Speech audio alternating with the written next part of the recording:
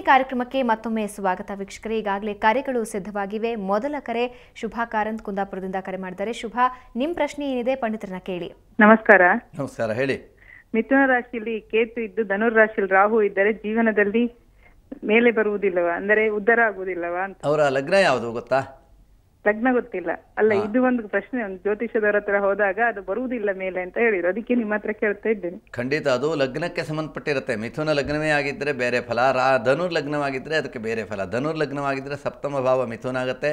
ಅವರ ಜೀವನದಲ್ಲಿ ಅವರಿಗೆ ತುಂಬ ಕಷ್ಟಗಳಾಗುತ್ತೆ. ಧನುರ್ ಲಗ್ನವಾಗಿದ್ದು ಸಪ್ತಮದಲ್ಲಿ ಕೇತು. ಅದೇ ಮಿಥುನ ಲಗ್ನವಾಗಿ ಸಪ್ತಮದಲ್ಲಿ ರಾಹು ಇದ್ದರೆ ಅವರ ವೈವಾಹಿಕ ಜೀವನದಲ್ಲಿ ಇಚ್ಛಾ ಮದುವೆಯನ್ನು ಮಾಡಿಕೊಳ್ಳೋದು, ಅದರಲ್ಲೂ ಸಹ ಸಣ್ಣಾಗಿ ಇರುವಂಥದ್ದಾಗೋದಿಲ್ಲ. ಅದರಲ್ಲಿ ಮಿಥುನದಲ್ಲಿ ಯಾವಾಗಲೂ ಕೇತು ಇದ್ದರೆ, ಮಿಥುನ ಅಂದರೆ ಸಾಮಾನ್ಯವಾಗಿ ಈ ಒಂದು ವೈವಾಹಿಕ ಜೀವನ ಅಂತ ಹೇಳ್ತೇವೆ. ವೈವಾಹಿಕ ಜೀವನದಲ್ಲಿ ತುಂಬ ಕೇತು ಮಿಥುನದಲ್ಲಿದ್ದರೆ ಸಾಮಾನ್ಯವಾಗಿ ವೈವಾಹಿಕ ಜೀವನದಲ್ಲಿ ಸುಖ ಸಂತೋಷ ಎಲ್ಲ ಇರೋದಿಲ್ಲ.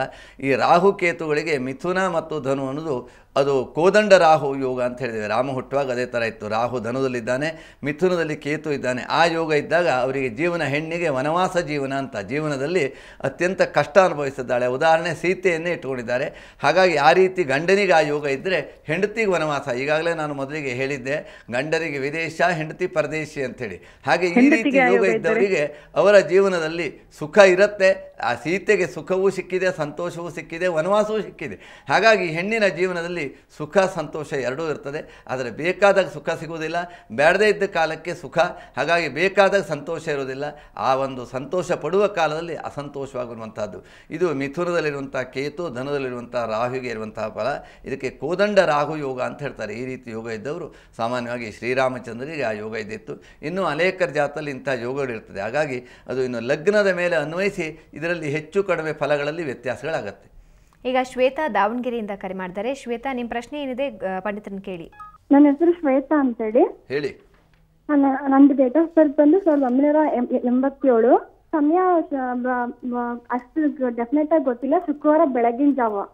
ಸರಿ, ಪಂಡಿತರಿದ್ದಾರೆ, ಮಾತಾಡಿ ಅವ್ರ. ಈಗ ಈಗಾಗಲೇ 24 ವಯಸ್ಸಾಯ್ತು ಶ್ವೇತಾ ಅವರೇ. ಇದು ಯಾರ್ದು? ನಿಮ್ಮದೇ ಜಾತಕನಾ? ಹೌದು. ಗುರುವಾರ ದಿವಸ ಹುಟ್ಟಿದ್ರಿ. ನಿಮ್ದು ರೋಹಿಣಿ ನಕ್ಷತ್ರ ಆಗುತ್ತೆ, ವೃಷಭ ರಾಶಿ. ನಿಮ್ಮ ಸಮಸ್ಯೆ ಏನು? ಮಿಥುನ ಲಗ್ನ ಆಗತ್ತೆ. ಅದೇ ನಂದು ಮದ್ವೆ ಬಗ್ಗೆ ಒಂದ್ಸಲ ಕೇಳಿದ್ದೆ, ಅದಕ್ಕೆ ಮತ್ತೆ ಅದು ಆಗ್ಲಿಲ್ಲ, ಸೆಟ್ ಆಗ್ಲಿಲ್ಲ. ಅದಕ್ಕೆ ಖಂಡಿತ ನೋಡಿ, ಮಿಥುನ ಲಗ್ನಕ್ಕೆ 4ನೇ ಮನೆಯಲ್ಲಿ ಕೇತು ಇದ್ದಾನೆ. ಚತುರ್ಥ ಸ್ಥಾನದಲ್ಲಿ ಕೇತು ಇದ್ದರೆ ವಿದ್ಯಾ, ಕ್ಷೇತ್ರ, ವಾಹನ, ಬಂಧು ಸೌಖ್ಯ, ಸುಖ ಇತ್ಯಾದಿಗಳೆಲ್ಲ ನೋಡುವಂಥದ್ದು. ತಾಯಿ ಸ್ಥಾನ ಇದನ್ನೆಲ್ಲ ನೋಡುವಂಥದ್ದು. ಯಾವ ಮನೆಯಲ್ಲಿ ಕೇತು ಇರ್ತಾನೋ ಅದು ಅಪೂರ್ಣವಾಗತ್ತೆ ಅಂತ. ಸುಖ ಸ್ಥಾನದಲ್ಲಿ ಕೇತು ಇದ್ದರೆ ಅಪೂರ್ಣ ಸುಖ ಅಂದರೆ ಕಾಲದಲ್ಲಿ, ವಯಸ್ಸಿನಲ್ಲಿ ಸರಿಯಾದ ವೇಳೆಗೆ ಮದುವೆ ಆಗೋದಿಲ್ಲ. 18 ವರ್ಷಕ್ಕೆ ಮದುವೆ ಆಗಬೇಕಾದ್ದು 30 ವರ್ಷಕ್ಕೆ ವೇಳೆಯಾಗಿ ಲಗ್ನಕ್ಕೆ ಆಗುವಂಥದ್ದು. ಹಾಗೆ ಸಪ್ತಮ ಭಾವಾಧಿಪತಿಯಾದಂಥವನು ಗುರು. ಈ ಜಾತದಲ್ಲಿ ಸಪ್ತಮಾಧಿಪತಿಯ ಜೊತೆಗೆ ರಾಹುವನ್ನು ಕೊಡ್ಕೊಂಡಿದ್ದಾನೆ. ಈಗಾಗಲೇ ಹೇಳಿದ್ದೆ, ರಾಹು ಮತ್ತು ಕೇತುಗಳು ಯಾವುದನ್ನೂ ಪೂರ್ಣ ಮಾಡುವುದಿಲ್ಲ. ಯಾಕೆಂದರೆ ಅವರಿಬ್ಬರು ಎರಡೂ ಸೇರಿ ಒಂದು ಗ್ರಹ ಆದದ್ದು. ಆದ್ದರಿಂದ ಅಪೂರ್ಣತೆ ಎನ್ನುವಂಥದ್ದು. ಹಾಗಾಗಿ ವೈವಾಹಿಕ ಜೀವನದಲ್ಲಿ ಸ್ವಲ್ಪ ಏರುಪೇರು ಆಗುತ್ತೆ. ಅದಕ್ಕೆ ನಾನೊಂದು ಶ್ಲೋಕವನ್ನು ಹೇಳ್ಕೊಡ್ತೇನೆ. ವರದಾಹಂ ಸುರಗಣ ವರಂ ಎನ್ಮನಸೇ ಛತ ತಂ ಋಣೋದ್ವಂ ಪ್ರಯಚ್ಛಾಮಿ ಜಗತಾಮುಪಕಾರಕಂ. ನನಗೆ ಬೇಕಾದ ಅನುರೂಪನಾದ ಅನುಕೂಲನಾದಂಥ ನನ್ನ ಮನಸ್ಸಿನಲ್ಲಿ ನಾನು ಬಯಸಿದಂಥ ಗಂಡನನ್ನು ಕೊಡು ಹೇ ಜಗತ್ತಿನ ತಾಯಿ ಅಂತೇಳಿ ಆ ಜಗನ್ಮಾತೆಯನ್ನು ಪ್ರಾರ್ಥನೆ ಮಾಡುವಂಥ ಶ್ಲೋಕ. ಇಂಥ ಶ್ಲೋಕವನ್ನು ಪ್ರತಿದಿನವೂ 108 ಸಲ ಹೇಳ್ಕೊಂಡು ಆದಷ್ಟು ಬೇಗ ನಿಮ್ಮ ವಿವಾಹ ಕಾರ್ಯನ್ನು ಆ ತಾಯಿ ಸಿದ್ಧಿಸಲಿ ಅಂತೇಳಿ ನಾನು ಆಶಿಸ್ತೇನೆ. ಪಂಡಿತರೆ, ಇವಾಗ ಶುಭ ಯಾವುದು ಅಶುಭ ಯಾವುದು, ಯಾವ ಗ್ರಹಗಳು ಅಂತ ತಿಳಿಸ್ಕೊಟ್ರಿ. ಆದರೆ ಕೆಲವೊಬ್ಬರ ಜಾತಕದಲ್ಲಿ ಆ 7ನೇ ಸ್ಥಾನದಲ್ಲಿ 3 ಪಾಪಗ್ರಹಗಳು 1 ಶುಭ ಗ್ರಹ ಇರುತ್ತೆ, ಅಥವಾ 3 ಶುಭ ಗ್ರಹಗಳು 1 ಪಾಪಗ್ರಹ ಇರುತ್ತೆ. ಅಂತಹವರಿಗೆ ಎಂತಹ ಪರಿಣಾಮ ಆಗುತ್ತೆ? ಅಲ್ಲಿ ಭಾವಾಧಿಕ್ಯವನ್ನು ನೋಡಬೇಕು ಅಂತ. ಶುಭ ಗ್ರಹಗಳು ಒಂದೇ ಇದ್ದರೂ ಅವನು ಕೇಂದ್ರಾಧಿಪತಿಯಾಗಿದ್ದರೆ, ಸ್ವಕ್ಷೇತ್ರವಾಗಿದ್ದರೆ, ಉಚ್ಚನಾಗಿದ್ದರೆ, ಅವನ ಬಲಾಧಿಕ್ಯಗಳಿದ್ದರೆ. ಯಾಕೆಂದರೆ ಗ್ರಹಗಳಿಗೆ ಷಡ್ಬಲ ಹೇಳ್ತೇವೆ.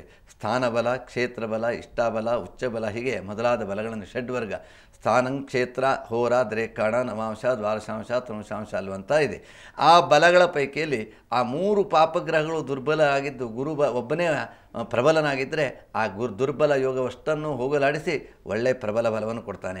ಇನ್ನು ಗುರು ಒಬ್ಬನೇ ದುರ್ಬಲವಾಗಿದ್ದು ಅಥವಾ ಯಾವುದೇ ಶುಭಗ್ರಹಗಳು ಇಲ್ಲ ದುರ್ಬಲವಾಗಿದ್ದು ಪಾಪಗ್ರಹಗಳ ಬಲವು ಆಧಿಕ್ಯವಾಗಿದ್ದರೆ ಆಗ ಪಾಪಗ್ರಹಗಳ ಫಲ ಹೆಚ್ಚಾಗುತ್ತೆ. ಅದರ ಪೈಕಿಯಲ್ಲಿ ಯಾರು ಪಾಪಗ್ರಹಗಳು ನೋಡಬೇಕು. ಸೂರ್ಯ ಶನಿ ಇದ್ದರೆ ಒಂದು ಫಲ, ರಾಹು ಶನಿ ಇದ್ದರೆ ಒಂದು ಫಲ, ಹೀಗೆ ಬೇರೆ ಬೇರೆ ಗ್ರಹಗಳಿಗೆ ಬೇರೆ ಬೇರೆ ಫಲಗಳಿದೆ. ಹಾಗಾಗಿ ಸಪ್ತಮ ಭಾವದಲ್ಲಿರುವಂತಹ ಶುಭಗ್ರಹಗಳು ಒಬ್ಬನೇ ಇದ್ದರೂ ಸಹ ಅದು ಕೇಂದ್ರ ಆಗಿರುತ್ತೆ. ಲಗ್ನದಿಂದ ಸಪ್ತಮ ಅನ್ನೋದು ಒಂದು ಕೇಂದ್ರ. ಹಾಗಾಗಿ ಒಂದೇ ಶುಭಗ್ರಹಗಳಿದ್ದರೂ ಕೇಂದ್ರ ಸ್ಥಿತಿ ಶುಭಗ್ರಹಗಳೇ ಬಹಳ ಒಳ್ಳೆಯದು.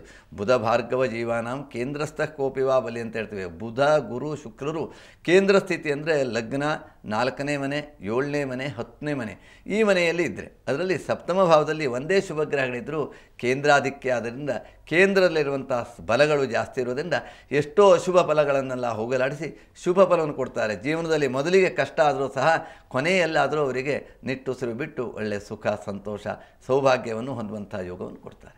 ಧನ್ಯವಾದ ಪಂಡಿತರೆ. ಇನ್ನಷ್ಟು ಮಾಹಿತಿಯನ್ನು ನಿಮ್ಮಿಂದ ಪಡಿತೀನಿ. ವೀಕ್ಷಕರೇ, ಇನ್ನಷ್ಟು ಕಾಲರ್ಸ್ ಕಾಯ್ತಿದ್ದಾರೆ. ಅದಕ್ಕೂ ಮುಂಚೆ ಒಂದು ಸಣ್ಣ ವಿರಾಮ.